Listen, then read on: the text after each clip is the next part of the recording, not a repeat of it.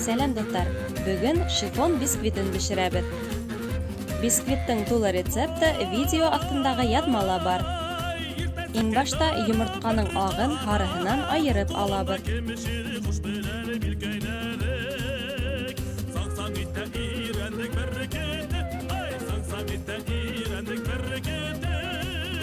Семтем тоз өстәп, йомыртқаның ағын күпергәнсе туғайбыз.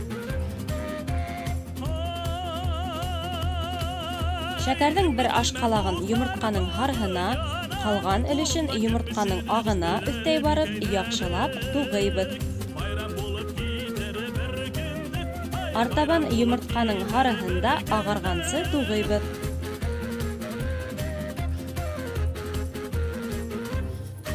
Әкрен генә йомыртқаларның ағын һарыһына қошып, кондитер лопаткаһы ярдәмендә астан өскә қарай былғатабыз.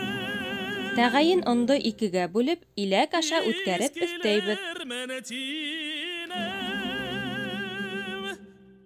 Қамырыбыз еңеллеген һаҡлап ҡалһын өсөн, һәр ваҡыт астан өскә ҡарай болғатабыз.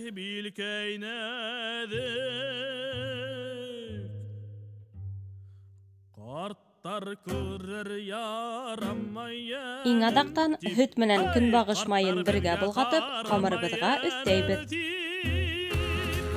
Тағыла берҙе яҡшылап болғатабыҙ. Был рецептта беҙ ҡамыр йомшартҡысты ҡулланмайбыҙ.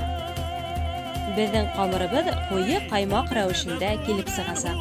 Ҡамырҙы бейегерәк формаға һалып, 170 градусҡаса йылынған мейескә ярты сәғәткә оҙатабыҙ. Бисквиттың әҙерлеген шырпы ярҙамында тикшерәбеҙ.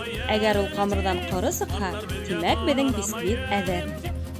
Шифон бисквитын салофан төргәккә һалып, 5-6 сәғәткә һыуытҡысҡа оҙатабыҙ. Аҙаҡ үҙебеҙ теләгәнсә биҙәп, рәхәтләнеп сәй эсәбеҙ. Сәйҙәрегеҙ тәмле булһын!